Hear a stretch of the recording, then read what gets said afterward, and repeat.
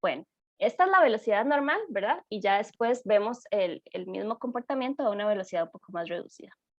Entonces, sí, las flores normalmente polinizadas por colibríes también deben o presentan comúnmente adaptaciones para que el colibrí no las dañe cuando mete ese pico casi como una aguja, ¿verdad? Y en esa acción súper rápida, de hecho puede ser, son muy precisos, ellos son súper precisos, pero podrían efectuar una fuerza más que podría dañar las flores si no tuvieran estructuras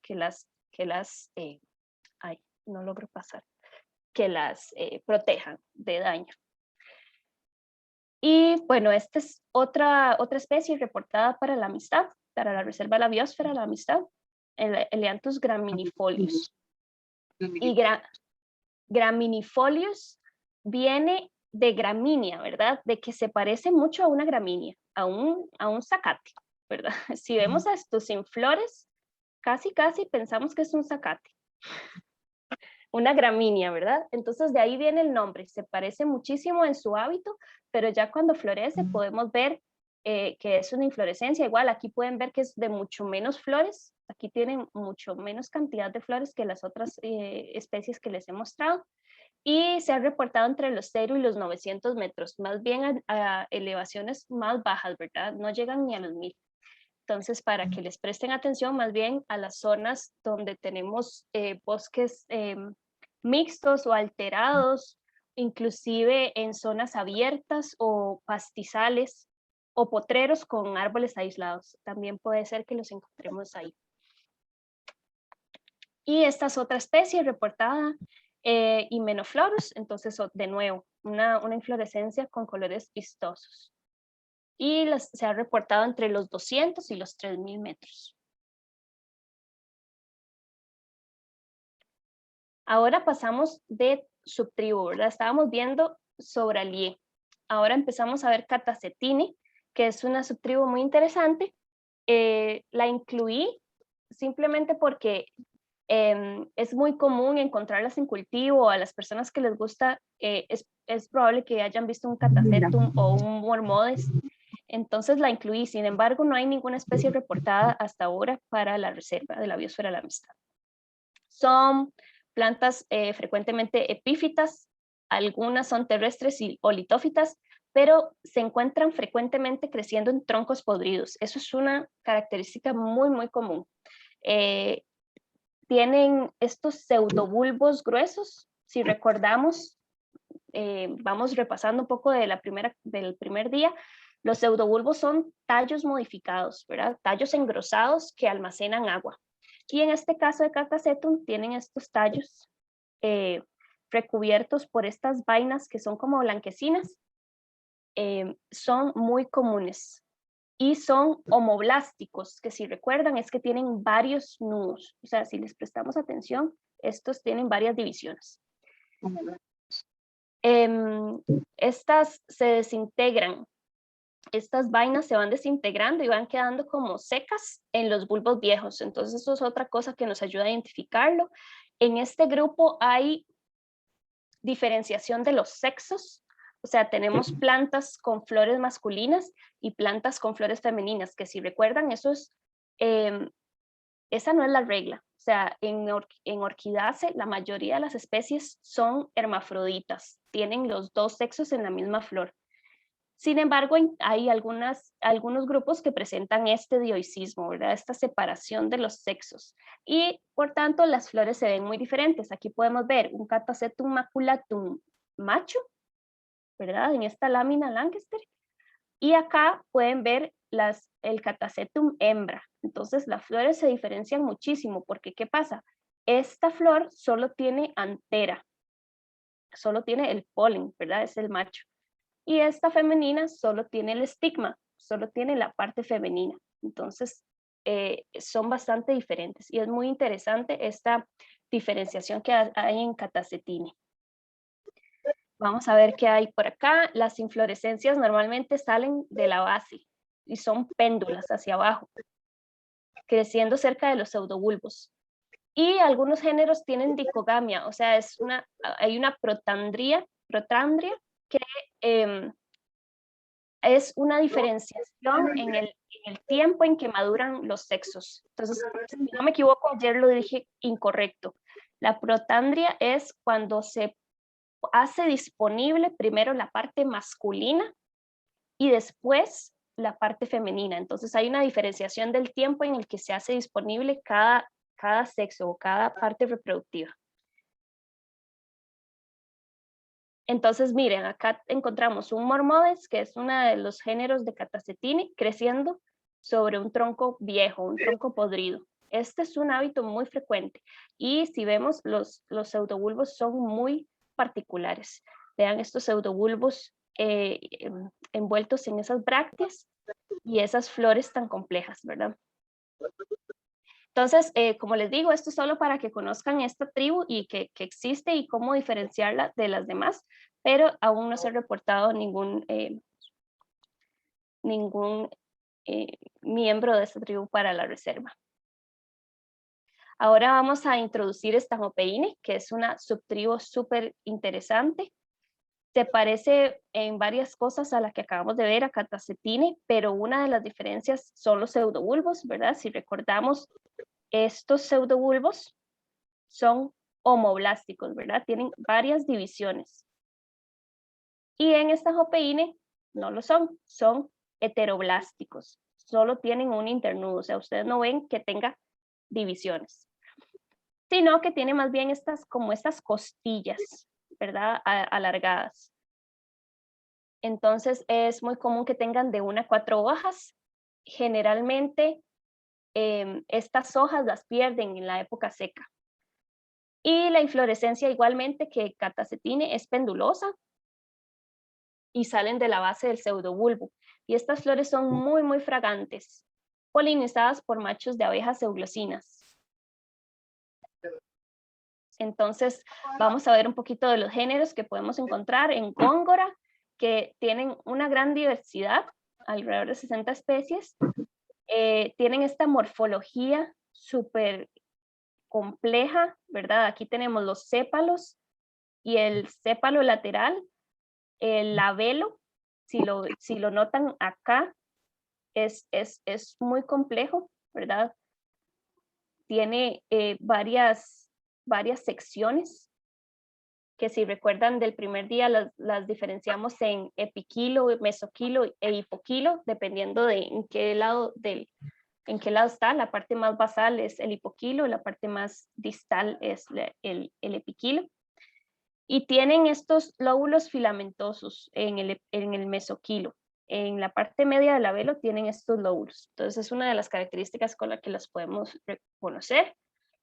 Coriantes, por su lado, son también muy diversas. Crecen en nidos de hormigas. Si recuerdan el día que hablábamos de las raíces, que habían grupos que tenían raíces con crecimiento geotrópico negativo, quiere decir que las raíces, en lugar de ir para abajo, van hacia arriba, y que les comentaba que eso lo que hacía era formar unas canastas en las que había asociaciones con hormigas. Entonces ahí hablamos de coriantes.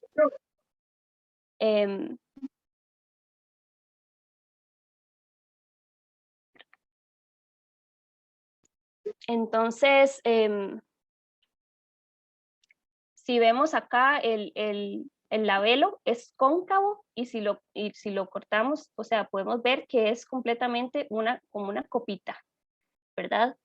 Y de hecho acá les traigo un ejemplo de la polinización de estos coriantes, que es súper interesante. Este es un video de la Nat Geo. Aquí viene una abeja glossina acercándose primero a una flor de orquídea diferente. Eso parece un oncidine. Y después se acerca a la flor del coriantes. Estos machos son atraídos por las fragancias que producen estas flores. Son muy, muy, muy fragantes, y lo que hacen ellos es colectar estas fragancias. Si logran ver ahí, esto es un líquido que está generando la misma planta, y lo acumula en ese labelo cóncavo. Y entonces, bueno, esta abejita llega atraída por las fragancias, porque lo que ella hace es colectar las fragancias y hacer un cóctel de aromas para lograr atraer a las hembras y copular con ellas. Entonces, eventualmente en ese proceso en el que está haciendo la colecta de esas fragancias, se resbala y cae adentro de la copa que está llena de este líquido, ¿verdad? Entonces se le mojan las alas, ya no puede volar. De hecho, si ponen atención, aquí hay unos insectos que ya cayeron ahí y no lograron salir, se ahogaron. Unas orquídeas que son carnívoras. ¿Qué? Que están dando una charla de orquídeas. Entonces, se le mojan las alas y la única forma de salir, entonces no puede volar, la única forma de salir es por medio de esta cavidad que hay por detrás y en eso pueden durar horas. Solo mosca, las Moscas o avispillas de esas. deja que a uno no los quiere. Bueno, Las que hacen nidos en los... Estas son abejitas, son abejas euglosinas, las que les llamamos abejas de las orquídeas. Y ahí está, ella está tratando con todas sus fuerzas de salir. Y en ese esfuerzo, Cuando son buscan el lugar más difícil. vean aquí el polinario. Finalmente, ya casi, está haciendo todo su esfuerzo para liberarse de esa trampa. Las muchas no pueden polinizar esas orquídeas, solo esa clase. Exacto. Sí, Y finalmente logra salir y si ponen atención, ¿verdad? Lleva el polinario adherido a su cuerpo. Entonces, Esa es la comilla. aquí está. Podemos ver que es un sistema de polinización súper complejo, ¿verdad? Que dañan las máquinas y todo eso. Ay. ¿Tienen alguna pregunta? ¿Alguien? Don Juan.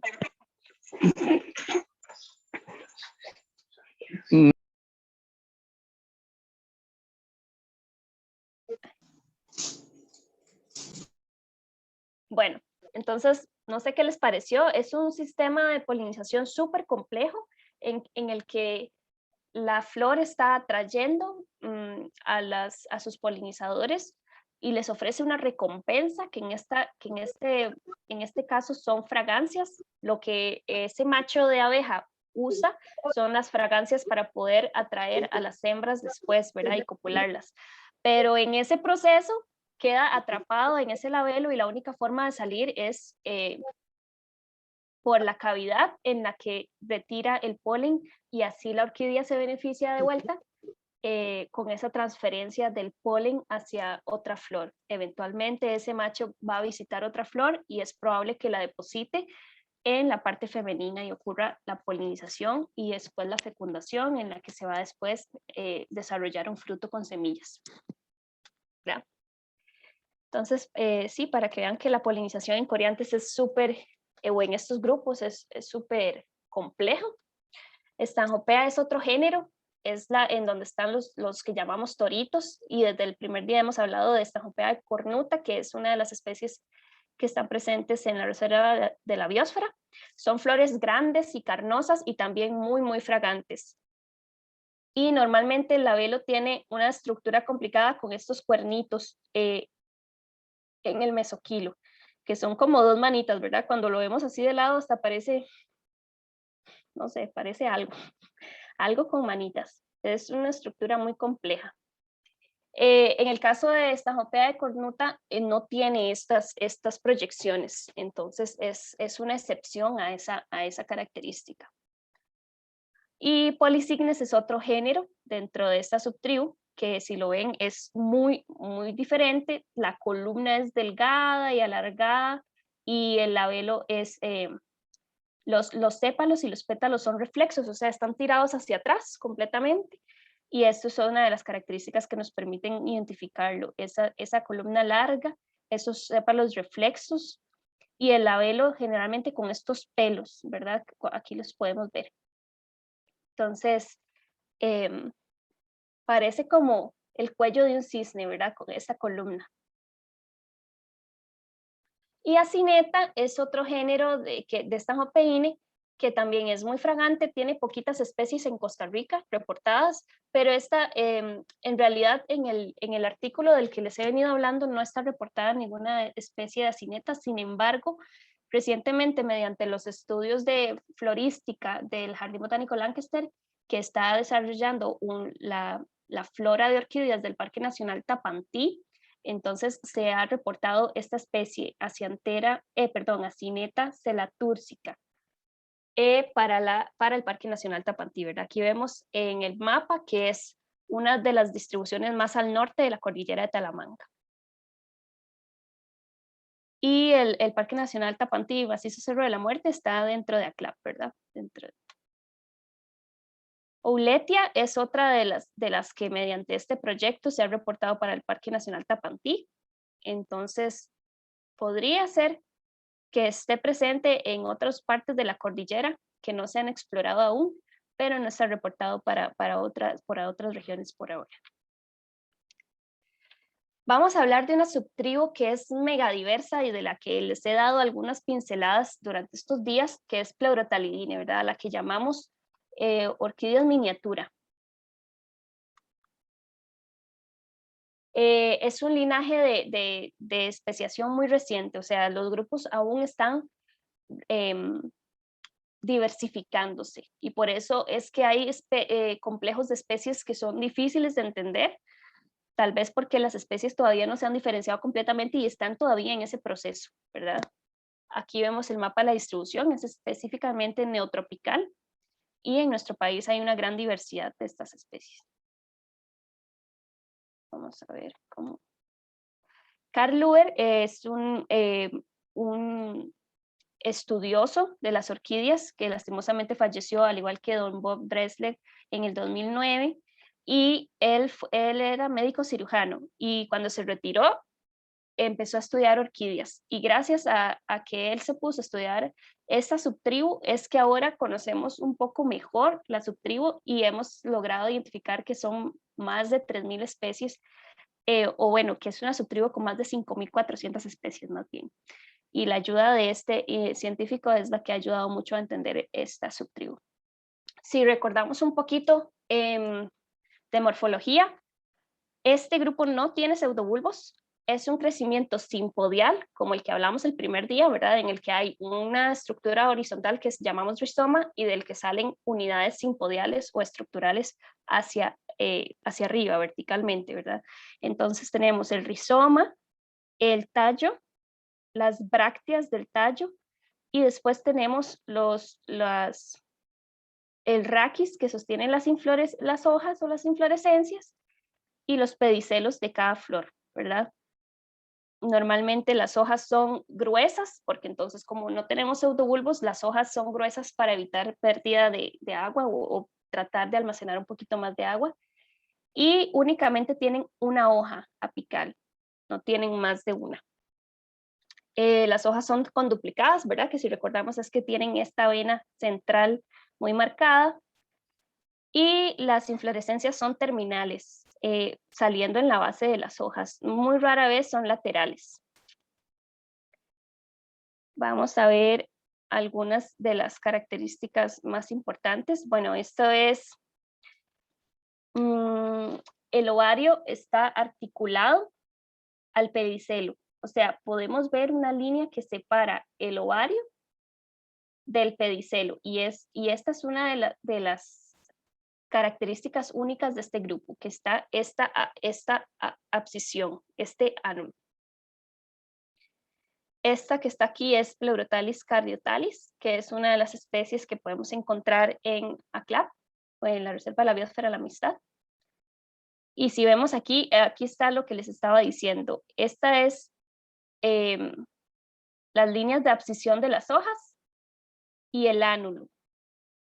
Y los polinarios normalmente son desnudos, no tienen, o son desnudos, o tienen un bisidio un poquito pegajoso, o caudículas, pero no son tan complejos como otros que hemos estado viendo, ¿verdad? Que tienen estípite y tienen estructuras mucho más complejas. Entonces, bueno, acá hablamos de cuando vemos este tipo de columna súper cortita, con el polinario en la pura punta, y el estigma también, hablamos de que la antera y el estigma son apicales, ¿verdad? Están en el ápice de la columna. En cambio, cuando las encontramos, por ejemplo, así, están ventralmente, ¿verdad? Acá no se ven en la punta, sino que están como en el vientre de la columna. Esa es una de las características que nos va a servir para diferenciar los grupos. Y bueno, hay una variación inmensa, ¿verdad? Tanto en morfología vegetativa, como aquí ven qué tan diferentes pueden ser las hojas de Pleurotalidine, con forma de corazón, ovaladas, superacuminadas, ¿verdad? Peluditas o con manchas, todo eso nos sirve para reconocer los grupos.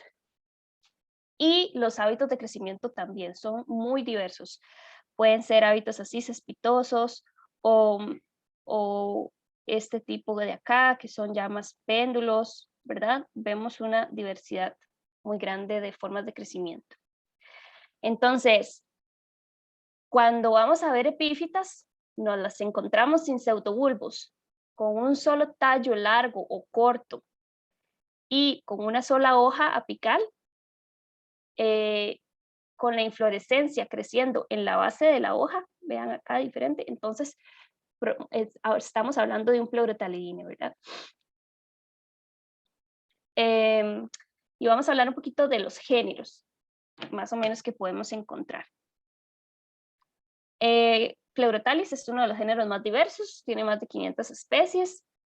Normalmente lo que nos permite reconocerlo es que tienen los sépalos laterales fusionados. Ven aquí que cuando disectamos la flor tenemos 1 y 2, ¿verdad? No contamos 3, que son las, desde el primer día hablábamos, los 3 sépalos de las orquídeas. En este caso solo vemos 2, pero es porque los laterales, aquí hay 2 que están fusionados. Tenemos los 2 pétalos y el tercer pétalo modificado, que es el labelo. Y en Pleurotalis normalmente la columna es súper corta, súper pequeñita, apenas existe. Y con la antera y el estigma apical, que era lo que les decía, que las podemos ver en la pura puntita. Normalmente tienen estos 2 polinios con caudícula.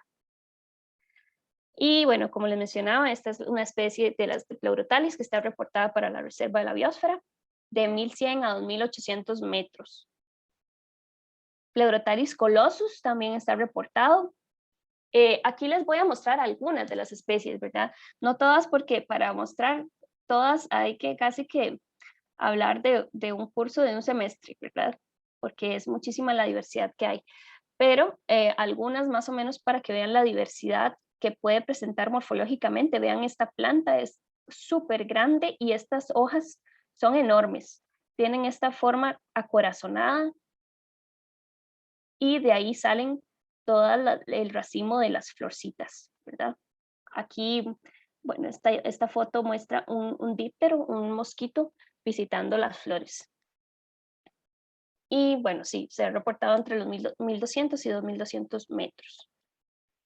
Esta es otra especie, Pleurotalis instar, que si la vemos, ¿verdad? Está saliendo de la base de la hoja, pero casi que la vemos creciendo sobre la hoja, ¿verdad? Porque la primera porción del pedicelo de la flor está como embebido en la hoja, entonces no la vemos saliendo desde la base, sino que pareciera que sale de la hoja, pero en realidad está saliendo de la base, de la base de la hoja. Y esta se ha reportado en los 1100 metros. Normalmente, pueden encontrarla floreciendo más bien en las primeras épocas del año, en enero, por ejemplo. Pleurotalis nítida, miren esta especie con estos pétalos tan largos y peludos, ¿verdad? Y esa coloración oscura. Entonces esto es parte de las especies que pueden encontrar en la biosfera de amistad. Esta más o menos en los 1700 metros. Pleurotalis peculiaris. Y peculiaris porque vean la peculiaridad de esta flor. O sea, es súper interesante en la morfología. Aquí vemos sépalo dorsal, sépalos laterales fusionados, pétalos y el labelo acá, súper peludito, ¿verdad? Creo que estoy al revés, más bien. Este es el sépalo dorsal, está no resupinada. está al revés. Sépalo dorsal, sépalos laterales fusionados, los pétalos, y el labelo más bien está de este lado. Y este se ha reportado a elevaciones no tan altas, a los 700 metros de elevación. Pleurotalis filocardia, vean esta flor que particularmente tiene un crecimiento en la que la flor está viendo hacia la hoja, no está viendo hacia el otro lado, ve hacia la hoja y casi que crecen muy cerca de la hoja en esta posición. Entonces nos entra la duda de qué tipo de, o sea, qué poliniza esa flor y cuál es el mecanismo, ¿verdad? Para accesarla en una forma en la que normalmente no está tan dispuesta, ¿verdad? No está, hay que encontrar la forma de llegarle, porque está como escondida viendo hacia la flor. Y esta se ha reportado entre los 700 y 2500 metros. Hablamos ahora de otro género de la subtribu Pleurotalidine, Lepanthes, que también es muy diverso.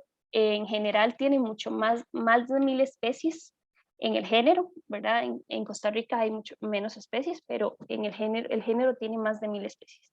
Y una de las características que nos sirve para identificarla es estas vainas lepantiformes. O sea, se les llama lepantiformes porque precisamente solo están presentes en este clado de Pleurotalidine, en Lepanthes y otros géneros asociados o géneros hermanos que están muy relacionados. Entonces, si los vemos así en el ramicaule, que es este tallo, tenemos estas vainas lepantiformes. Y ese es el que nos sirven para identificarlo. Otro tipo de, están estos tipos de inflorescencias que digamos acá salió una flor, después salió otra flor, aquí salió otra flor, y así, y cada una fue de forma consecutiva saliendo. Vean aquí que hay otros botoncitos por desarrollarse, pero entonces no salen todos al mismo tiempo, sino que van siendo en una secuencia. Y conforme se van muriendo las flores anteriores, van dejando este tipo de esqueleto de pez, que es una de las características que también nos pueden servir para identificar este género.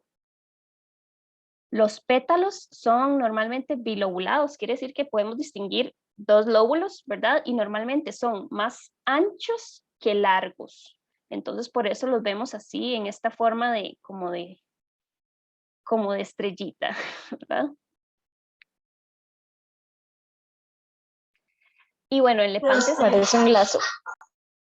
¿Sí? No. Hay complejos de especies muy grandes y este es uno de los grupos que ha estudiado nuestro colega Diego Bogarín muchísimo para entender un poco cómo es que ha diversificado tanto este grupo y entender también el complejo de las especies, ¿verdad? Vean, es súper hermoso. Entonces vamos a hablar un poquito de las especies que podemos encontrar. Lepanthes camellia. Este no es endémico de la biosfera de la Amistad, sino que está presente. Este también se encuentra en otras áreas de Costa Rica. Cuando hablamos de que es endémico, es que solo ahí se encuentra, ¿verdad? Aquí se me fue, esto es un dedazo. Se ha reportado entre los 1800 y los 2400 metros. Entonces vean el esqueleto de pescadito, ¿verdad? Donde salieron las flores anteriores y ya tenemos solo la flor siguiente. Lepanthes elata, que es una de las donde encontramos las flores más grandes o también las plantas más grandes en el género. Los vemos así, amarillitas, entre los 1500 y los 2600 metros. Lepanthes erinacea, en todas estas se me fue la palabra endémico, pero estas no son endémicas solo de la Reserva de la Biosfera, las encontramos en otras áreas de Costa Rica. Esta es Lepanthes erinacea, ¿verdad? Y de nuevo pueden ver el esqueleto de pescadito. Y aquí sí podemos ver más claramente dónde salen de la base de la hoja. Y a veces esto es interesante porque salen de la base de la hoja y a veces salen hacia el haz de la hoja, que es la parte de arriba, o a veces inclusive en vez. Entonces, si no les damos vuelta a las hojitas, no vemos las flores. Lepanthes fimbriata es otra especie, ¿verdad? De nuevo podemos ver el esqueleto de pez. Y bueno, esto de la proporción de las hojas, qué tan grandes son con respecto al tamaño de la flor, son características que nos sirven para distinguir las especies, ¿verdad? Si son flores que casi son tan grandes como la misma hoja, o si son hojas muy grandes con flores muy pequeñas, o si son, ¿verdad? Ese tipo de proporciones nos ayudan a identificar las especies. Esta se ha reportado de 1.300 a 1.600 metros. Ay, Jesús. Doña Brunilda, ¿tiene alguna pregunta?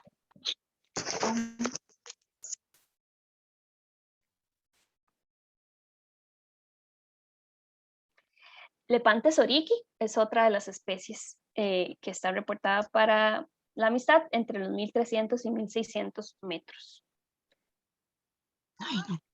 Y Lepanthes trichidium, esta sí es endémica de la Reserva de la Biosfera de la Amistad. Normalmente los 2.300 y puede ser que hasta más arriba, ¿verdad? Los reportes son muy escasos, pero esta es una de las especies endémicas del área. En bosques de roble la podemos encontrar. Y bueno, basándonos en esta es un espécimen de Panamá, pero que floreció en cultivo en el mes de diciembre. Entonces, por estas épocas es que puede estar floreciendo esta especie. Ahora pasamos al género Stelis, que Stelis es otro o el que se considera actualmente el más diverso de la subtribu, con más de 1.200 especies. Y bueno,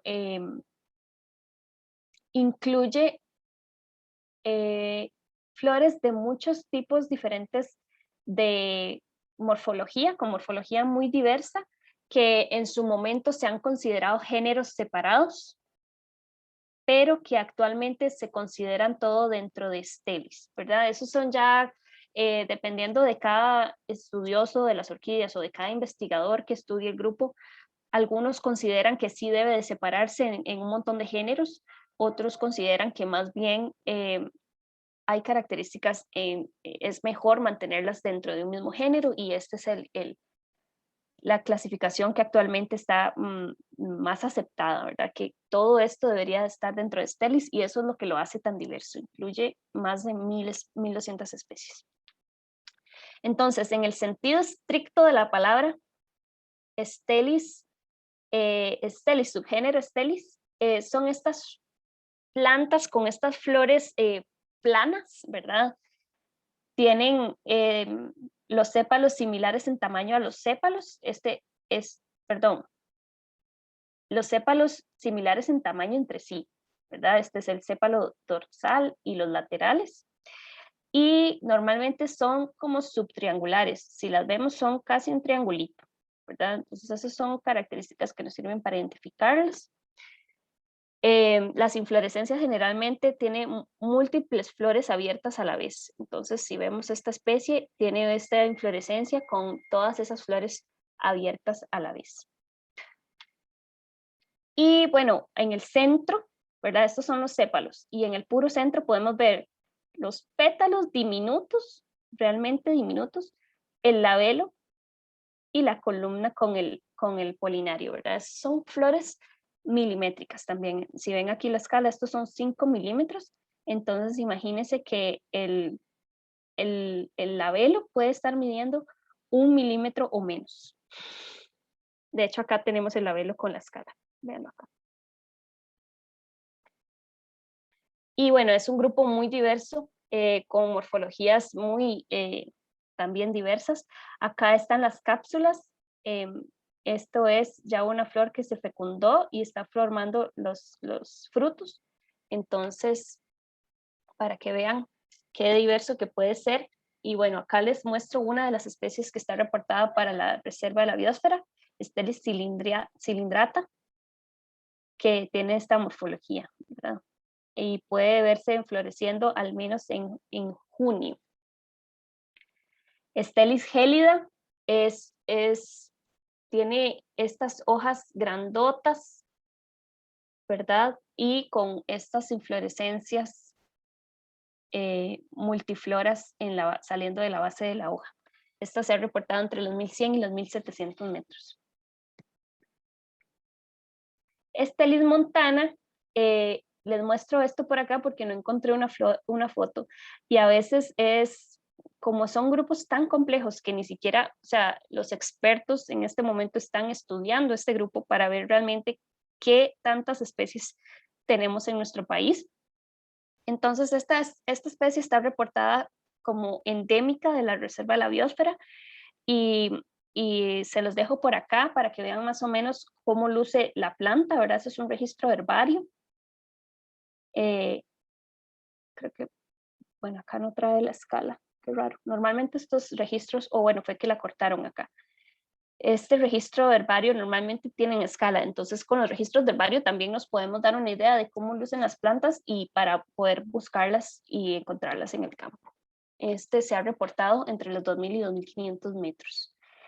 Stelis superbiens es otra de las especies, y bajo este nombre, esto sí es un complejo de especies grandísimo que estamos estudiando en este momento porque probablemente son muchas más especies que están consideradas bajo el mismo nombre, ¿verdad?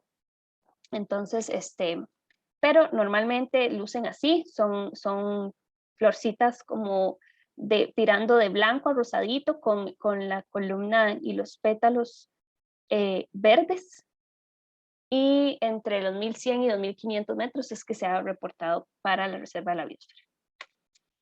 Y como podemos ver, bueno, acá les muestro láminas Lancaster de otros subgéneros de Stelis que pueden ser muy diversos, ¿verdad? Estábamos viendo Stelis sensu stricto, o sea, las Stelis verdaderas, que son estas que tienen flores planas triangulares.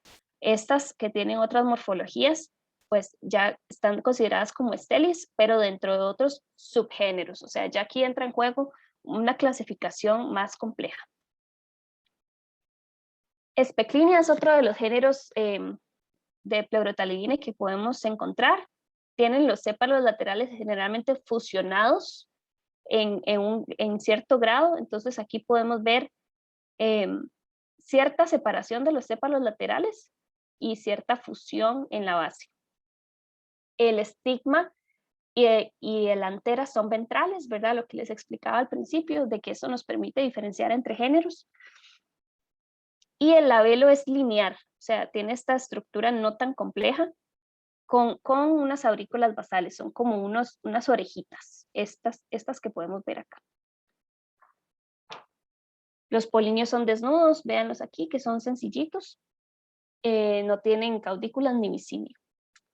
Y también pueden ser súper diversos. Acá les quedan algunos artículos que pueden buscar en el que se habla con mayor profundidad de la taxonomía y de las relaciones entre especies que hay en este género.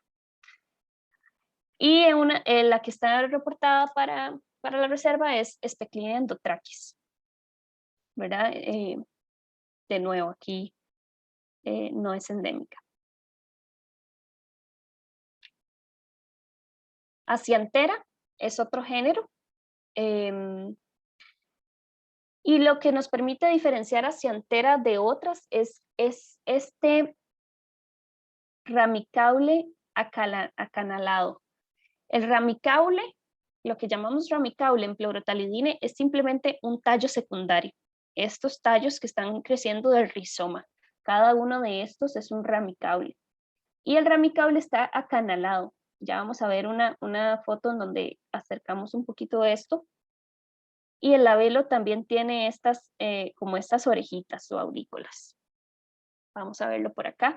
Aquí hacemos un acercamiento a esta foto de mi colega Adam Carremans. Entonces podemos ver, ¿verdad? Este canalcito que tiene el ramicaule. Esa es una de las características que permite identificar este género.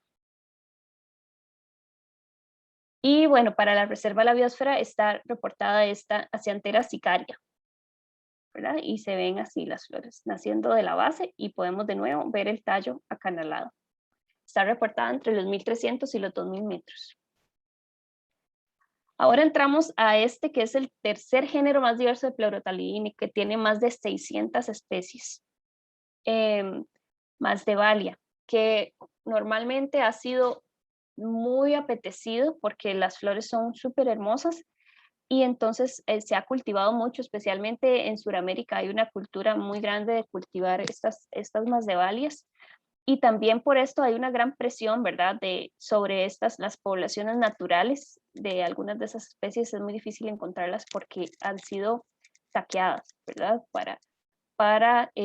ya sea para la venta o para cultivo, pero hay una gran responsabilidad en ese sentido de tratar de identificar las poblaciones naturales que tenemos cerca o en nuestras áreas protegidas para precisamente dirigir esas políticas de conservación, ¿verdad?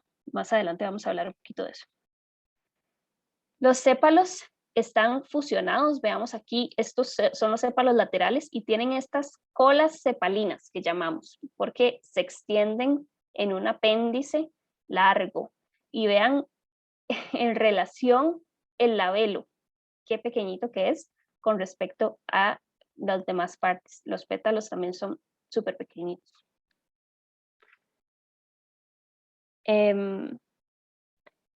Igual tiene una diversidad súper grande. Aquí podemos ver que hay algunas especies que tienen las colas sepalinas súper cortitas y otras que al contrario las tienen súper largas. Esta más Masdevallia striatella esta especie es la que actualmente estoy estudiando en mi proyecto de tesis de licenciatura y es muy interesante porque esta es una especie endémica de Costa Rica y el oeste de Panamá. Entonces, actualmente no está reportada para la biosfera de la biodiversidad, pero es muy probable que la puedan encontrar allá. Y esta Masdevallia rafaeliana sí es una especie endémica del Pila. Vean que en este caso más bien los sépalos no están tan fusionados, hay bastante separación entre los sépalos. Ya vamos a ver una foto más cerca. Estos son más ejemplos de especies de Masdevallia que podemos encontrar en nuestro país. Y por eso pueden ver que son bastante lindas, ¿verdad? Atractivas. Masdevallia nidífica, luce así, son plantas pequeñitas, normalmente las hojas tienen una coloración como morado oscuro, ya sea por debajo. Y es una de las especies que está reportada para el género en la biosfera de la biodiversidad, de 500 a 2500 metros en todos estos hábitats, en bosques mixtos, en transición hacia nuboso, en bosques nubosos. Y normalmente florece en varias épocas del año, pero aquí podemos ver esta especie floreció en noviembre. Entonces, en estas épocas también podemos encontrar Masdevallia nidífica. Y aquí tenemos de nuevo la Masdevallia rafaeliana. Entonces, como les decía, normalmente hay cierto grado de fusión entre los sépalos, pero hay grupos de Masdevallia que más bien la fusión es casi nula, como en esta Masdevallia rafaeliana. Y esta sí está en elevaciones más altas. Esta es endémica de la biosfera de la biodiversidad, como les contaba, y se encuentra entre los 2600 y los 3000 metros en bosques de roble. Entonces, no sé si alguno ha tenido la dicha de ver esta especie. Yo no la conozco en vivo.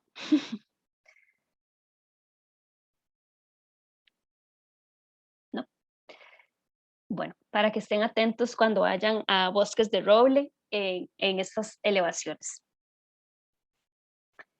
Y bueno, Masdevallia utriculata también está reportada para el reserva, más bien florece en épocas más tempranas del año, por ahí de marzo, y está reportada entre 1800 y 2200 metros. Pasamos de género a Drácula. De hecho, Drácula antes se consideraba Masdevallia. No, al revés. Bueno,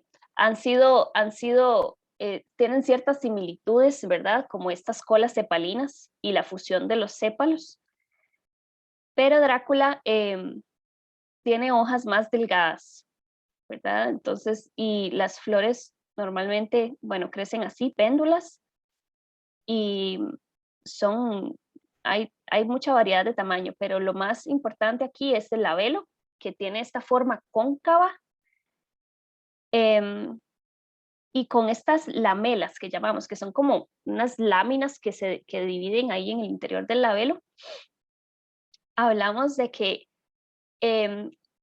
actualmente se está estudiando el mecanismo de polinización de estas especies de Drácula, porque se ha pensado históricamente que este labelo con esta forma tan particular lo que hace es imitar la morfología e inclusive los aromas de hongos agaricales, que son hongos que crecen, que tienen normalmente estas lamelas y que atraen o que muchas moscas del género Cigotrica de drosofílidos necesitan para alguna parte de su ciclo de vida, ya sea para poner sus huevos o para copular. Entonces se piensa que las dráculas están engañando a sus polinizadores, atrayéndolos mediante la imitación de estos hongos, que normalmente estos hongos ellas las utilizan para lograr vivir, ¿verdad? Reproducirse, copular. Entonces es súper interesante también estos mecanismos de polinización en Drácula. Esto es Drácula eritroquete, y verdad, le pueden ver la carita. La carita, digo yo le veo carita. Aquí los pétalos son tan pequeñitos, estos dos parecen dos ojitos, y el labelo, que parece una gran boca. Está reportada entre los 1500 y los 2900 metros de altitud. Si me disculpan un segundo, voy a traer agua que no tengo aquí a la par porque necesito tomar agua. Dame un minutito, por favor.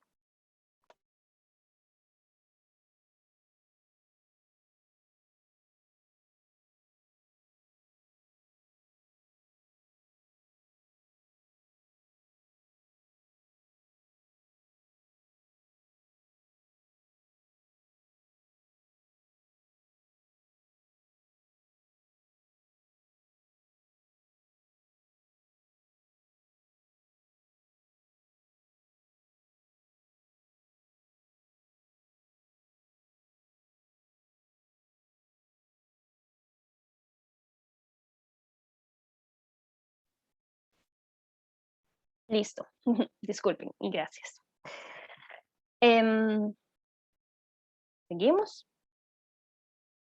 Acá esto es lo que les comentaba del mecanismo de polinización. Entonces, si pueden ver, estos son el tipo de mosquitas que están polinizando las dráculas. Pertenecen a la familia Drosophilidae, que es una familia de moscas muy grande. Y normalmente es el género Cigotrica el que está polinizando las especies, ¿verdad? Y aquí vemos cómo que sí se parece a un poquito a un hongo este labelo, ¿verdad? Entonces, es un mecanismo súper interesante. Platistel es otro de los géneros de orquídeas miniatura que podemos encontrar, bueno, en clorotalidina y del que vamos a hablar. El labelo generalmente tiene esta forma ovada y aguda, ¿verdad? Es como puntiagudo. Esto es una de las cosas que nos permite identificarlo. El estigma es bilobulado, quiere decir que tiene dos lóbulos, aquí lo podemos ver, esta parte y esta parte es el estigma, es la parte femenina, perdón, aquí está, más grande. ¿Verdad? Esta es un estigma bilobulado, es de lo que nos permite reconocerlo, y tiene normalmente dos polinios también, con visidio o con caudícula. Entonces, así lucen las especies de Platistele. Si recuerdan el primer día que hablábamos de Platistele tica, ¿verdad? Que Platistele tica es una especie endémica de Costa Rica, encontrada en Buenos Aires, en Volcán de Buenos Aires, y que es milimétrica, ¿verdad? Esta es la especie hasta ahora reportada más pequeña del mundo, o al menos para nuestro país es la más pequeña. Mide apenas 1 milímetro, ¿verdad? Aquí está comparada con la punta de un lápiz. Y aquí podemos encontrar, bueno, esta es la misma Platistele tica y otras que son también bastante pequeñas. En la reserva de la biosfera podemos encontrar Platistele compacta, que luce así. realmente compacta, ¿verdad? Casi que los sépalos y los pétalos son muy similares en tamaño y forma. Y en el puro centro está la columna y el labelo, ¿verdad? Que casi aquí ni se ven. Es también milimétrica y se ha reportado entre los 200 y 2500 metros. Esta es la otra especie que está reportada, oxiglosa. Y si la ven, ¿verdad? Estas son fotografías de Bosque de Paz. Esto parece una estrellita, ¿verdad? No sé, yo les veo como esa forma muy particular de la disposición de los sépalos y el labelo. Y esta se ha reportado para el bosque nuboso, un bosque de roble entre los 1700 y 2600 metros. Trichosalpines es otro de los géneros que nos interesan. Vegetativamente, o sea, cuando no tienen flores, se parece mucho al lepantes que vimos antes, ¿verdad? De hecho, es uno de los grupos que tiene estas brácteas lepantiformes que hablábamos antes, ¿verdad? Y vamos a ver qué más. Las inflorescencias son más cortas que la hoja. Esa es una característica que nos ayuda a identificarlo. Y los pétalos y el labelo generalmente tienen estos márgenes fimbriados. Quiere decir que tienen esta irregularidades en los márgenes, así como, casi como pelitos, ¿verdad? Aquí los podemos ver un poquito mejor en la flor grande. Y también son muy diversos. Hay una diversidad morfológica muy grande. Esta Trichosalpines arbuscula está reportada para la reserva de la biosfera entre los 700 y los 1200 metros. Y florece también cercano a estas épocas de noviembre, diciembre. Entonces, por esta época puede estar floreciendo ahí en los bosques de Aclap. Trichosalpines memor es otra de las especies que está reportada. Entonces vemos aquí, bueno, acá está un poquito difusa la foto, pero esta es la hoja y por debajo creciendo la inflorescencia, ¿verdad? Entonces, normalmente para poder encontrar las flores de Trichosalpines tenemos que andar dándole vuelta a las hojitas, siendo minuciosos en esta observación, siendo muy, muy observadores, ¿verdad? Y con delicadeza también. Brachionidium es otro género de Pleurotalidine que nos interesa. Normalmente son plantas cespitosas, ¿verdad? Si recuerdan, es que el rizoma es tan cortito que casi no hay diferencia entre un ramicaule y el otro, ¿verdad? Entonces vemos esto como crecimiento en macolla. Pueden crecer como macollitas o también puede ser como repentes, que era si se acuerdan, hablábamos de repente con las especies terrestres, era que se arrastra el tallo y después se eleva verticalmente. Van como arrastrándose y después sobresale. Las hojas son pequeñitas y generalmente tienen una venación paralela muy evidente. Entonces vean aquí que sí podemos ver varias venas, una venación bastante marcada. La columna y el labelo son diminutos. El sinsépalo es similar a los pétalos y el sépalo dorsal. Entonces vean que casi no podemos diferenciar en forma y tamaño los sépalos y los pétalos, ¿verdad? Están formando casi como una cruz acá, muy, muy, muy similares en forma y tamaño. Entonces son las cosas que nos permiten identificarlo. Además, acá en Brachionidium podemos encontrar de 6 a 8 polinios con visidio. Vea que son varios polinios, son muchos. De 6 a 8 podemos encontrar. Bueno, aquí en Brachionidium hay una especie endémica del pila, pero de la que no encontré fotografía, así que no pude ponerla, pero les voy a compartir al final del curso este artículo en el que me he basado muchísimo, que es el que tiene el listado no solo de orquidáceas, sino también de todas las plantas vasculares. Entonces tal vez les sirve mucho para, si no lo tienen todavía, ¿verdad? Puede ser que ya lo conozcan, esta contribución. Se los voy a pasar para que tengan acceso a estas especies y a estos nombres y puedan profundizar un poquito más ustedes por su cuenta. Vamos a hablar, ya pasamos de Pleurotalidine. Bueno, vimos un repaso por algunos de los géneros más diversos y algunos de los géneros que podemos encontrar en la reserva de la biosfera, ¿verdad? Pero no podemos verlos todos, son demasiados.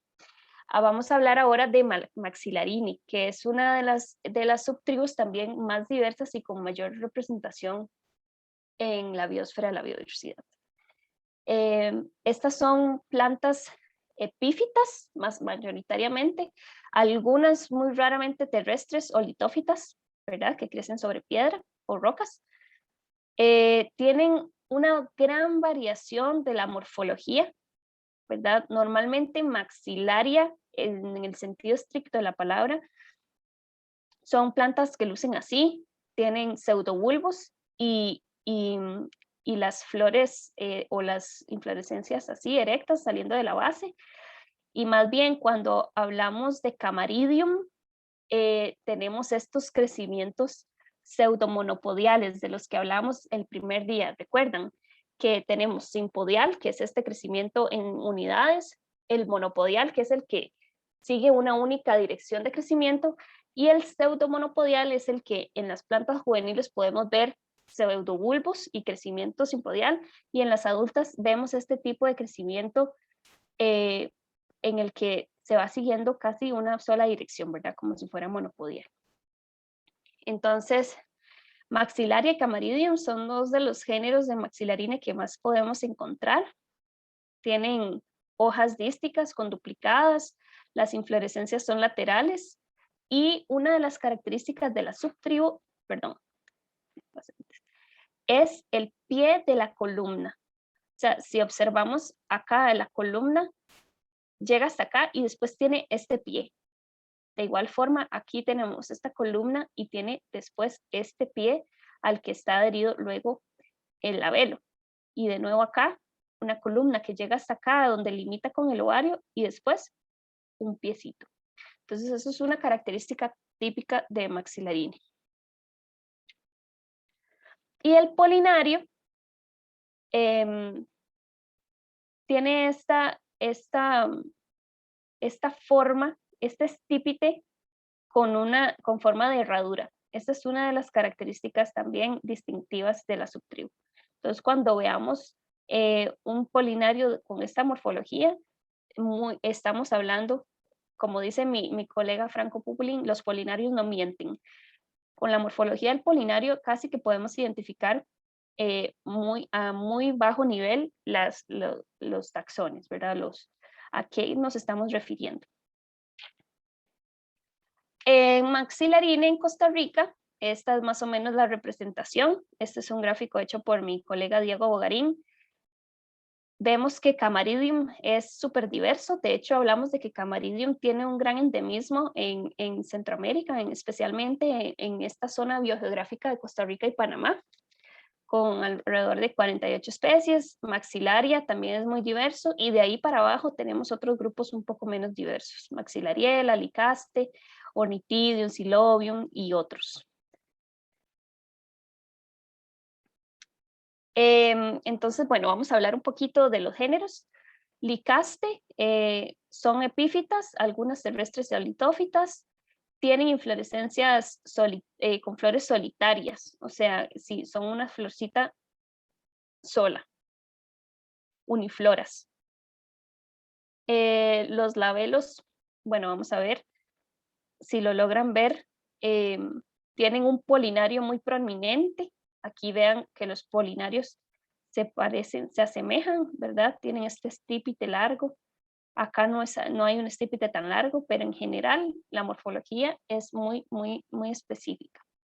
Y son polinizadas por abejas euglosinas también, estas abejas de las orquídeas que veíamos antes en el coriantes, estas también polinizan estos licastes. Y es prácticamente un mecanismo similar en el que los licastes están produciendo fragancias y las abejas llegan atraídas por esas fragancias para ser colectadas.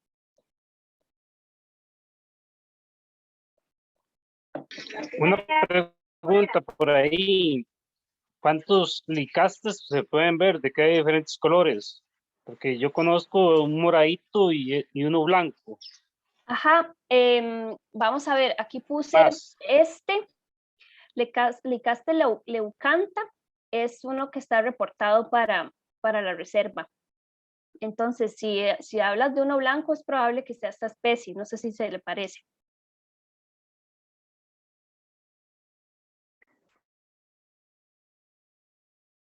¿Sí? Hola. Puede ser que la Sí, especie ese blanco blanca, es más frío. ajá, esta es Licaste leucantha, que sí está reportada para la Reserva de la Biosfera.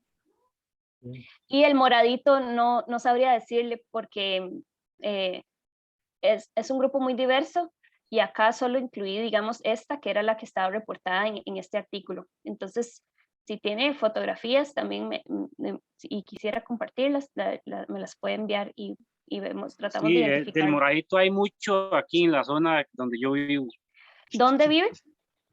en Aguacaliente, Pitier. Ok. Y así, in situ, ¿verdad? ¿En qué tipo de ambientes la encuentra? He visto en el río Cotón, en las orillas del río Cotón, he visto varias. Uh-huh. Y en el lado de las cuadras de Pitier también. Ok. Excelente. Noelia. Entonces, dígame. Perdón por meterme. No sé. Esa zona donde ese estimado amigo, algún día voy a tener el gusto de conocerlo, ahí hay muchos de los Santoqueila, de las macrófilas, y también se consigue el Bruncana, el castito Ok. blanco pequeñito. Licaste bruncana. Uh-huh. Excelente. Muchas gracias, don Danilo. Lástima que no las puse por acá. Vamos a ver si acá está alguna de ellas. No. Bueno, vamos a continuar y después, si quieren, si tienen las fotografías a mano, las pueden compartir pantalla al final, entonces podemos verlas. Otro género es este Xylobium, que son también plantas epífitas con inflorescencias laterales. Normalmente también son muy fragantes y estas en particular son polinizadas por abejas meliponinas, que son estas abejas sin aguijón, ¿verdad? Las hojas son así plicadas con estas venaciones paralelas y de nuevo, ¿verdad? Vemos el típico polinario de Maxillarine con este visidio en forma de herradura, ¿verdad?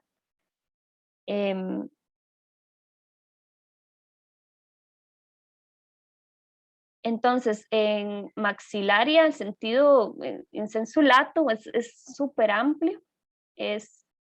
Tenemos muchas especies. Aquí podemos ver un Camaridum inauditum, Ornithidium, aquí Ornithidium fulgens, que también se ha propuesto que es polinizado por colibríes, entre otros, ¿verdad? Es un grupo muy, muy grande.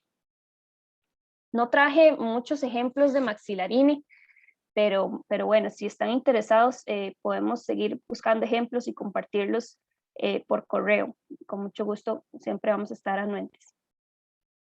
Vamos a introducir acá la subtribu Leline, que es una subtribu después de Pleurotalidine, es la subtribu más diversa también. Entonces acá del género que vamos a hablar es de Epidendrum, que es el más diverso en la Reserva de la Biosfera, con muchísimas especies reportadas. Tiene una característica muy importante que es esta adnación, que si recuerdan hablamos de adnación, es como un tipo de fusión de dos estructuras que son diferentes. Entonces hablamos de esta adnación entre la columna y el labelo. Esa es una característica típica de Epidendrum y que normalmente está asociada a que esa fusión genera un canal que normalmente termina en un nectario en la base del labelo o inclusive que se extiende hasta el ovario, ¿verdad? Entonces vamos a hablar de algunas especies de Epidendrum que podemos encontrar en la Reserva de la Biosfera. Esto es Epidendrum adnatum.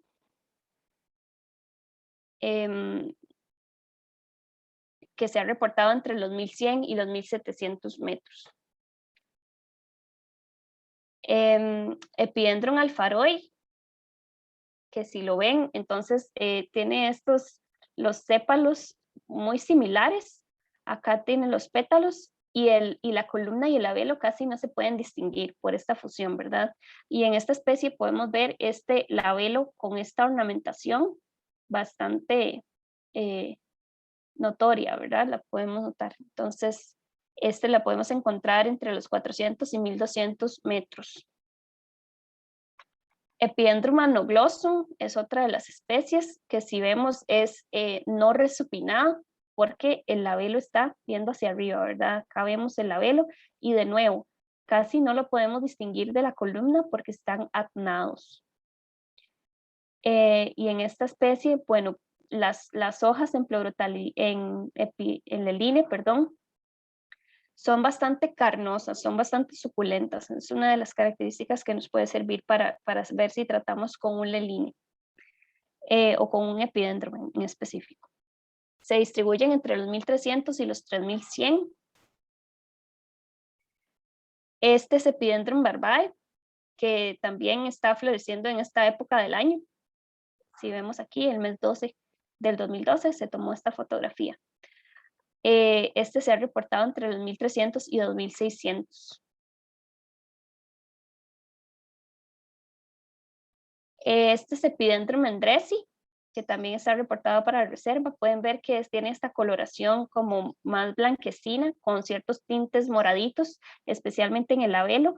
Y vean que el labelo pues está apnado a la columna, pero tiene estos lóbulos basales y también unos lóbulos en la punta con lo que lo podemos diferenciar. Casi tiene forma como de un cuerpo, ¿verdad? Con dos brazos y 2 piecitos. Tiene estos 4 lóbulos que lo distinguen bastante bien. Y este se ha reportado entre los 1400 y los 2400 metros. Acá tenemos otro ejemplo, Epidendrum exasperatum. Tiene más bien esta coloración cafezusca en los pétalos y sépalos. Y el labelo también tiene estos lóbulos desde la base y en la punta, pero con estos tintes en la base, con un callo en la base del labelo, ¿verdad? Y de nuevo, podemos ver la fusión que normalmente está asociada a la formación de un tubo nectarífero. Este es Epidendrum exasperatum. Este sí es endémico de la Reserva de la Biosfera de la Amistad. Podemos ver que es un poquito más diferente, ¿verdad? Los pétalos puntiagudos, igual que los sépalos, y el labelo con esta forma. Casi ni siquiera podemos distinguir la columna. Y este se ha encontrado en los 2500. El rango no se conoce porque tampoco tenemos muchos registros, ¿verdad? Pero este más bien está por florecer en enero. Y bueno, eso es como una pincelada de lo que traía de orquídeas de la subtribu Pridendroideae. Como les mencionaba, hay muchísimas especies que dejamos de lado porque no nos alcanza mucho el tiempo para ver todo, pero de nuevo quedan las puertas abiertas en el Jardín Botánico Lancaster. Como ustedes saben, es un centro nacional, un santuario nacional de epífitas que es de todos, ¿verdad? Es del Estado, pertenece a la Universidad de Costa Rica y están las puertas abiertas para cualquier colaboración que necesiten. Si necesitan identificar algunas especies, es bueno que tengan buenas fotografías, porque con fotografías normalmente es difícil identificarlas, y más si no son como de muy buena calidad o si están borrosas. Y traten también de documentar no solo las flores, sino estas otras partes de las plantas, las flores, las hojas, los tallos, a ver si tienen estas brácteas, cómo son las raíces. Todas estas características nos sirven para identificar las especies. Entonces, también ahora vamos a dar una pincelada de lo que es conservación de orquídeas, ¿verdad? En el que el Jardín Botánico Lancaster juega un papel muy importante en nuestro país. Por suerte, nuestro país tiene un gran área conservada en áreas silvestres protegidas o corredores biológicos. En realidad tenemos una gran proporción de nuestro territorio protegido, Sin embargo, con lo que se protege mediante el SINAC y el MINAE, no es suficiente, ¿verdad? Hay muchas reservas privadas que también están ejerciendo, aportando a estos procesos de conservación, y que también estas alianzas público-privadas son muy, muy necesarias para poder ser más concisos en la conservación de nuestros ecosistemas y nuestras poblaciones de vida silvestre, ¿verdad? En específico son 11 áreas de conservación, 28 parques nacionales, 155 áreas protegidas y todo un 28% del territorio bajo protección. Pero ¿qué es lo que estamos protegiendo y cuántas especies se protegen, verdad? Para saber esto, ahí entra en juego el trabajo que hacemos en el Jardín Botánico Lancaster mediante proyectos de investigación específicos, ¿verdad? Se han hecho trabajos florísticos específicamente, por ejemplo, en el Parque Nacional Manuel Antonio, en la Isla del Coco, recientemente se hizo en Barra Honda y en Cahuita, en el Monumento Nacional Guayabo, y ahorita en el Parque Nacional Tapantí, que también forma parte de ACLAP, ¿verdad? Pero estos son algunos de los trabajos florísticos que se han generado en el jardín y que eventualmente trabajamos para más, ¿verdad? Es necesario hacer los inventarios para las demás áreas protegidas, y en ese proceso las comunidades son súper importantes, ¿verdad? Como les hablaba ayer, ustedes que están súper organizados, que tienen estas brigadas de monitoreo, que están ahí in situ, que tienen la oportunidad de visitar los bosques y los diferentes hábitats, son los aliados principales de estos proyectos, ¿verdad? Entonces, si en algún momento también tienen interés de que se haga, por ejemplo, la flora del Parque Nacional Cerro Chirripó, ¿verdad? O en general se trata de hacer proyectos que sean como muy únicos y que se puedan también extrapolar, ¿verdad? Por ejemplo, Manuel Antonio está en el Pacífico Central. La Isla del Coco, pues, es única. Barra Honda está en un área de Guanacaste en la que hay tanto, ¿verdad? Sabana o pampa, como cerros, ¿verdad? Y entonces es un ecosistema bastante único. El Parque Nacional Cahuita está en la parte Caribe Sur, que tampoco se había hecho ningún estudio de florístico de orquídeas. El Monumento Nacional Guayabo y Tapantí, que está en el norte de la cordillera, ¿verdad? El Parque Nacional Cahuita es como también parte de Talamanca, pero en la parte Caribe y más hacia el sur, ¿verdad? Sureste. Entonces, sí es importante continuar con estos trabajos y en eso trabajamos. Sin embargo, pues los recursos también son limitados, y más actualmente que hay cierta, pues la Universidad de Costa Rica está surgiendo ciertos recortes y etcétera. Entonces, pues es un poco difícil, y por eso también se ocupa un poco la alianza con la parte privada. Entonces, se da apoyo, ¿verdad?, de parte de Lancaster en la identificación de plantas decomisadas como la orquidácea. Toda la familia Orchidaceae está considerada en peligro de extinción.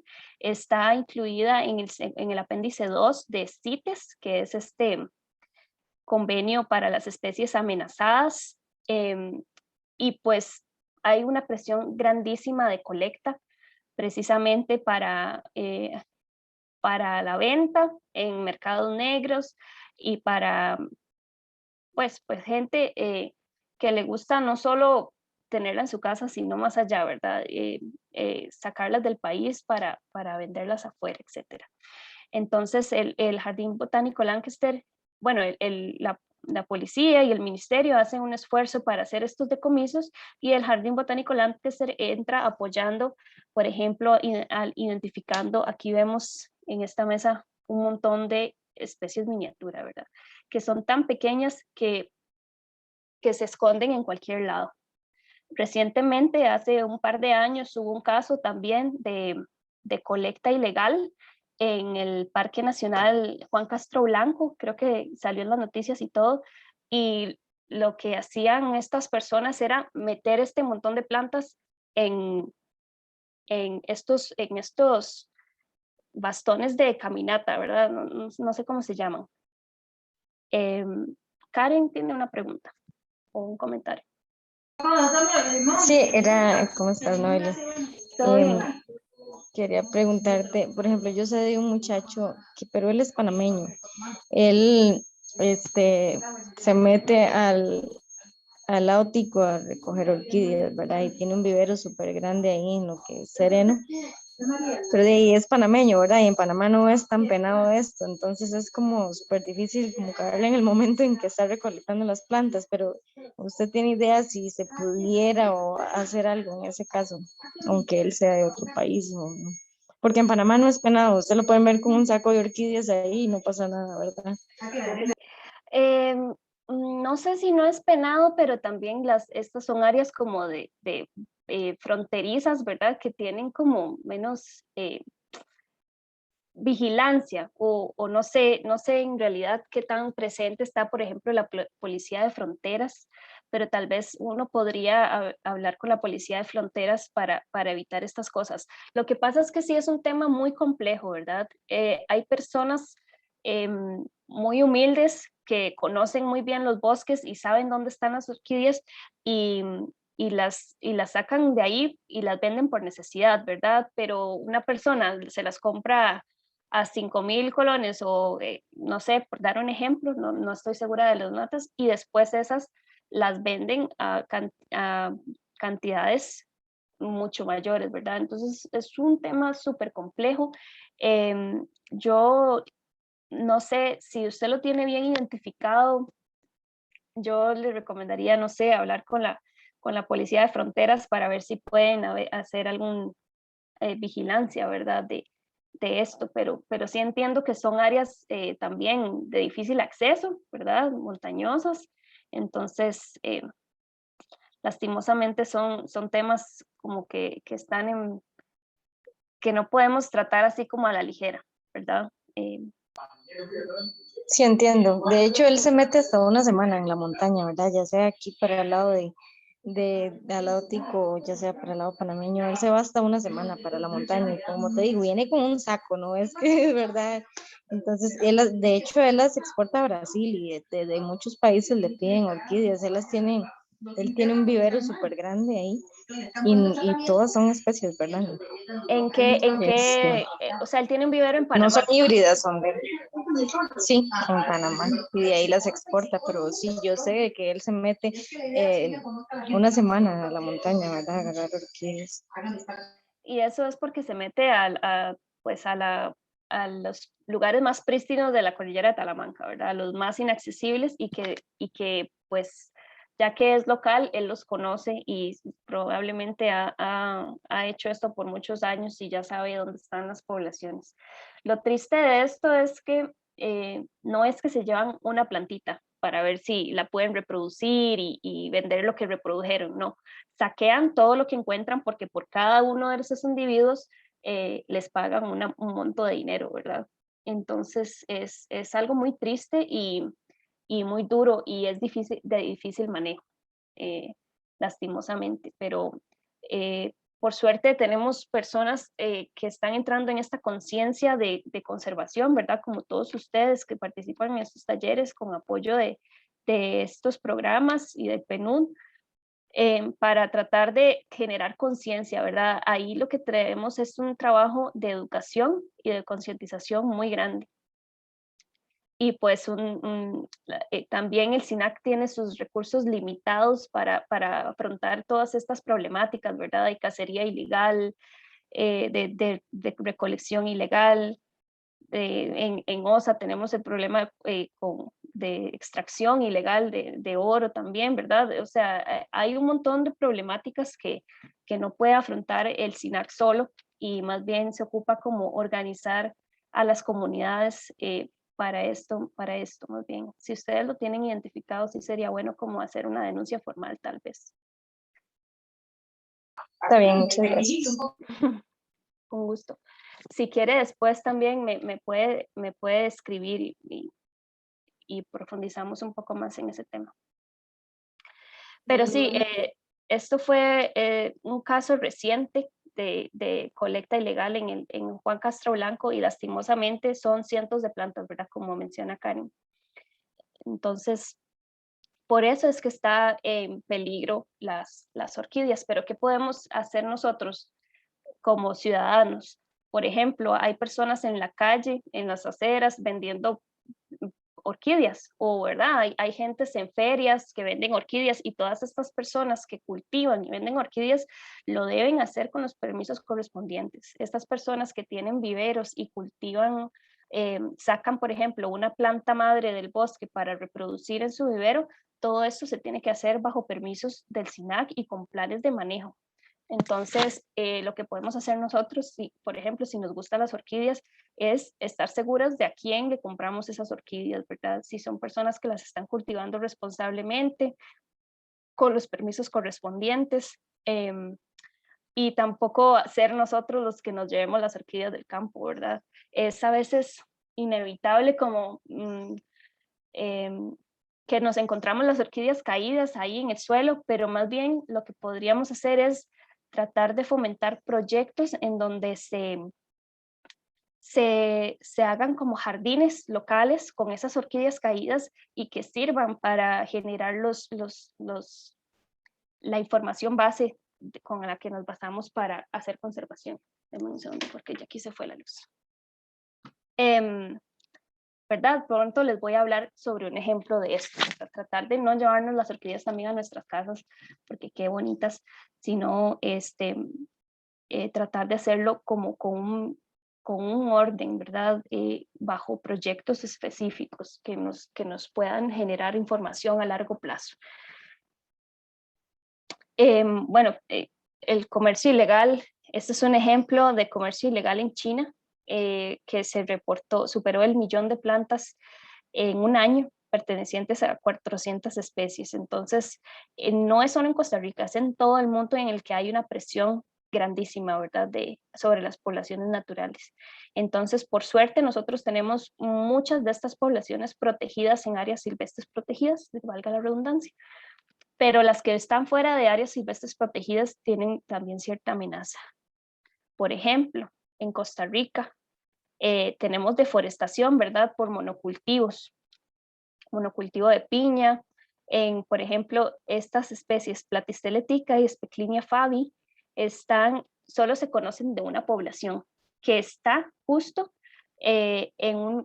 cercano a cultivos de piña que están en expansión, ¿verdad? Entonces, la amenaza ahí es que eventualmente se va a expandir al punto de que va a tocar esas poblaciones que son únicas y que pronto entonces no tenemos ya más Speclinia fabi o Platysteles tica creciendo en Costa Rica. También el cultivo del café, ¿verdad? O sea, hablamos de que es necesario la agricultura, es necesario cuidar nuestros agricultores y sus cultivos, pero hay formas más sostenibles de hacerlo, ¿verdad? Estos monocultivos tan invasivos y que usan pesticidas, pues eso no es una forma amigable de sembrar ni hacer agricultura. Hay sistemas agroecológicos mucho más diversos, ¿verdad? Que más bien promueven la diversidad y yo sé que muchos de ustedes están conscientes de eso y lo viven en sus comunidades. Bueno, acá hablaba de Platysteles tica y Speclinia fabi. Aquí les muestro, esto es Speclinia fabi, que solo se conoce de esta población en Sarapiquí. Y Platysteles tica de nuevo, ¿verdad? Aquí entro a hablarles de nuevo del Jardín Botánico Lancaster, que tiene como objetivo ser un centro de orquídeas, pero no solo a nivel nacional, sino a escala global, ¿verdad? Con enfoques particulares en la flora del neotrópico. Entonces, la investigación se centra en esto, la taxonomía, ¿verdad? De estudiar el nombre de las especies, cuántas especies tenemos, cómo se relacionan entre ellas, qué es la sistemática, y la florística, que es estos trabajos en locales específicos, la flora del Parque Nacional acá o allá, ¿verdad? ¿Cuántas especies protege este parque nacional? ¿Cuántas especies protege este otro parque nacional? Y los estudios ecológicos que involucran interacciones planta-animal, como estas que les comentaba de polinización, que también lo hacemos desde Lancaster, y la conservación ex situ también se hace a través de colecciones de orquídeas tan vivas y también, ¿verdad? En el Jardín Botánico Lancaster, que pueden visitar, o in situ en los parques y reservas nacionales. Y nada más para comentarles un poquito de las colecciones del Jardín Botánico Lancaster. Hay una colección de plantas vivas que supera los 28,000 ejemplares, no solo de Costa Rica y la región mesoamericana, sino de otras áreas del mundo.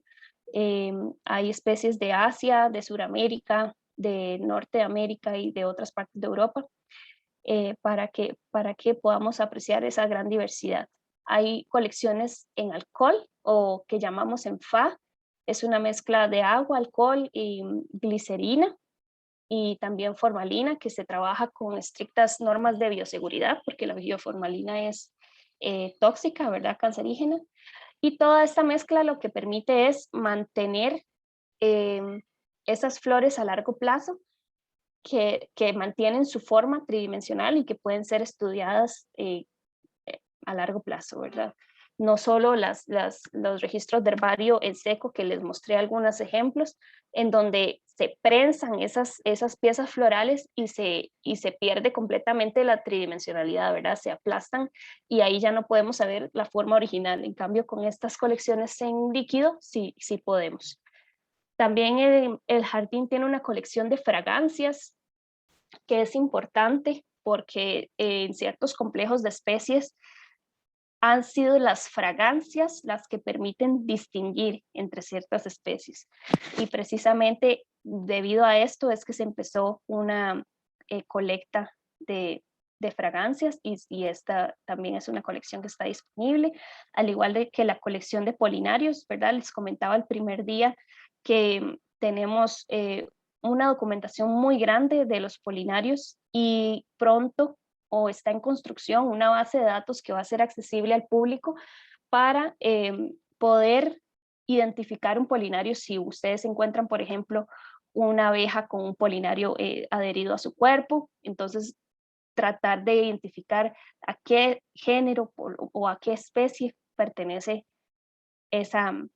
ese polinario. Entonces está trabajando en esa colección, y si ustedes están interesados, pues ahorita no está en línea, pero siempre pueden escribir al Jardín Botánico Lancaster y a la encargada de las colecciones, que es también siempre muy abierta y muy anuente, mi compañera Gretel Salguero y Lisbeth Oces, a colaborar en lo que necesiten.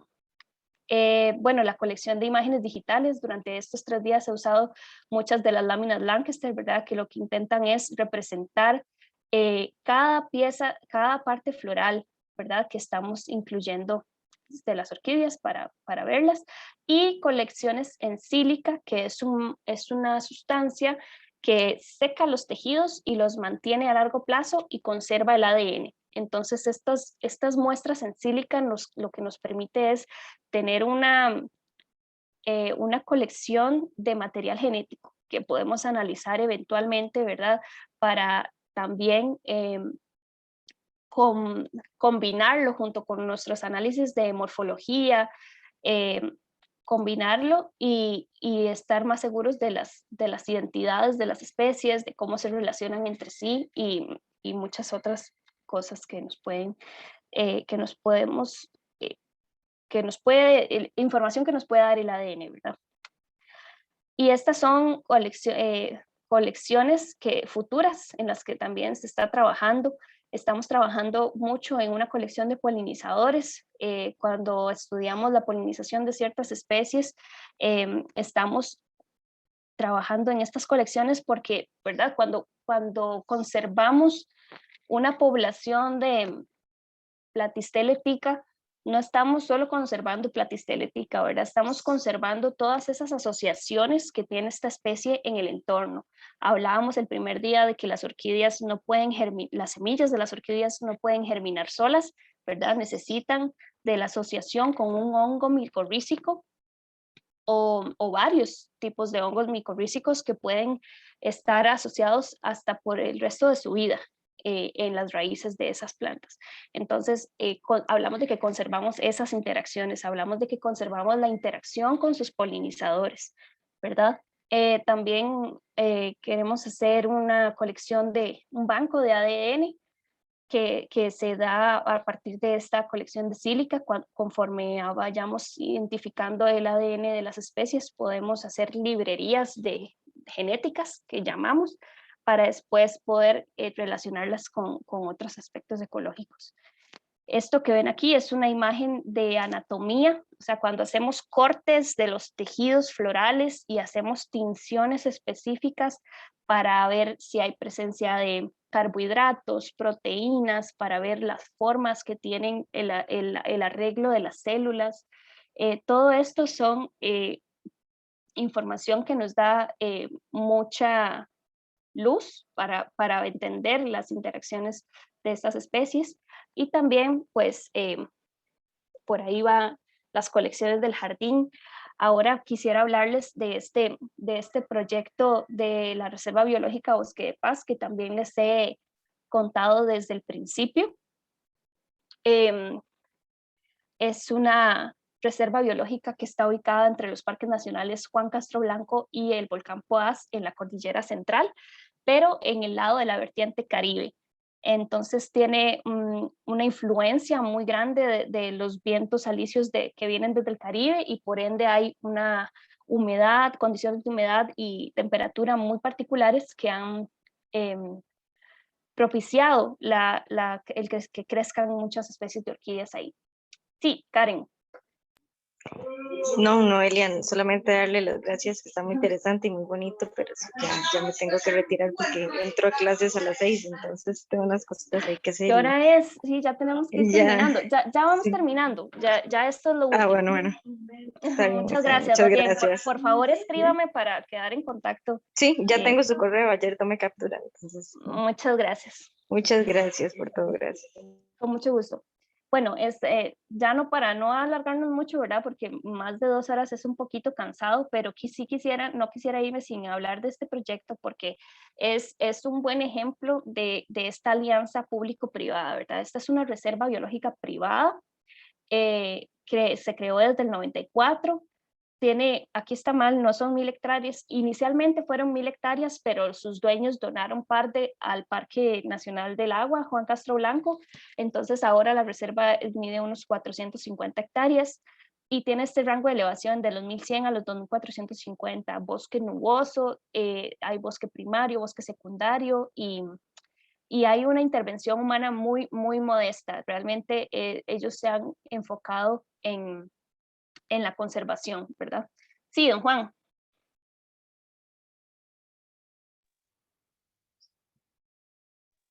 ¿Hay una pregunta, ¿hay alguna restricción para uno encapsular en resina transparente, epóxica, florcitos de las orquídeas? Esto es como para hacer artesanías. Sí, correcto. No estoy segura. Creo que como no entra en juego, ¿verdad? El hecho de extraer una planta entera, pues no es tan grave, pero no estoy segura. Puede ser que sí sea bueno consultar simplemente para tener todo en orden, ¿verdad? Pero creo que no es tan difícil obtener un permiso para eso. Ok, gracias. Con mucho gusto. Sí, por ejemplo, las personas que hacen artesanías con las alas de las mariposas, ¿verdad? Que se les caen, ¿verdad? O sea, las mariposas se mueren y quedan ahí. Creo que las personas que trabajan con este tipo de material, pues no estoy 100% segura, pero podemos averiguar. Yo creo que sí es importante saber la respuesta correcta a esa pregunta. Creo que ahí están escribiendo al chat. ¿Y qué hacen esas orquídeas decomisadas? Normalmente pasan a ser parte de las colecciones vivas del Jardín Botánico Lancaster. Lastimosamente, a veces como son decomisadas, llegan sin información geográfica, ¿verdad? Sin saber de dónde provienen. Pero la mayoría de estas orquídeas que son decomisadas llegan al Jardín Lancaster y ya se incorporan como parte de las colecciones de plantas vivas, y ahí lo que se hace es documentarlas cuando florecen, pero sin embargo sí tienen esta limitante de que no tienen información geográfica. Entonces en ese sentido no proporcionan tanta información, simplemente quedan como protegidas en las colecciones del jardín. Y a veces son muy grandes y pues no se pueden llevar todas. Por ejemplo, cuando el ICE tiene estos proyectos de hidroeléctricas, ¿verdad? O que tienen que hacer un camino y talar 100 metros de bosque para hacer una entrada, también contactan, bueno, ellos tienen programas de reubicación, ¿verdad? Entonces, por ejemplo, se talan esos árboles y tratan de reubicar las plantas que están creciendo sobre esos árboles, aunque pues es un esfuerzo, ¿verdad? Por no perder esas plantas, pero pues sigue siendo un impacto, ¿verdad? Y a veces, dependiendo de dónde se hagan estos transectos, ¿verdad? Donde talamos, a veces estos bosques no tienen otro igual. Por ejemplo, como en la cordillera de Guanacaste, que tiene estos bosques mesoamericanos que son los últimos o los últimos remanentes de bosque mesoamericano que quedan en nuestro país. O sea, es muy difícil decir que vamos a recolocar esas plantas en otro lado porque no son las mismas condiciones, ¿verdad? Entonces, bueno, para responder esa preguntilla que quedaba por ahí, normalmente cuando son decomisadas entran a las colecciones del jardín. Y bueno, nada más abordar rápidamente esta parte. El objetivo de esta familia ha sido conservación, ¿verdad? Conservación, investigación, educación. Entonces, se creó este proyecto de conservación de orquídeas, ¿verdad? Durante el huracán Mitch en 1998 fueron capaces de ver la gran cantidad de especies que habían en los árboles que se cayeron por el huracán. El huracán botó árboles y ramas y ahí fueron capaces de ver, wow, ¿qué es esta diversidad de orquídeas? Y ahí fue donde les surgió la espinita de hacer algo con la conservación de esas orquídeas. Entonces nació este proyecto que se basa en recolectar las orquídeas caídas de los árboles y ramas de los senderos de la reserva y reubicarlas en un parche de bosque con postes vivos que se ha denominado Jardín de Orquídeas Dr. Stephen Kirby. Y esto se ha hecho desde el 98, ¿verdad? Entonces, a partir de 2004 se inauguró ya como un proyecto de conservación. Y ya entonces, a partir de ahí hubo el aporte increíble, también económico, de un investigador estadounidense en el que él aporta dinero para pagar a una persona que se encargue del estudio de esas orquídeas. Entonces, desde el 2004 ha habido siempre una persona bióloga, un biólogo o bióloga, que se ha encargado de documentar, para tratar de determinar cuántas especies son, cuáles especies son las que están protegiendo esta reserva. Y en la actualidad hemos reportado más de 230 especies de orquídeas solo para esta reserva de 450 hectáreas. Entonces, hablamos de que en una reserva privada también se conserva muchísima biodiversidad y que, aliado a los esfuerzos del Estado, que mediante el SINAC, y también aliado al conocimiento científico y técnico que proporciona el Jardín Botánico Lancaster, ha sido un gran proyecto que ha avanzado muchísimo, o sea, ha hecho grandes aportes a la investigación de orquídeas de Costa Rica.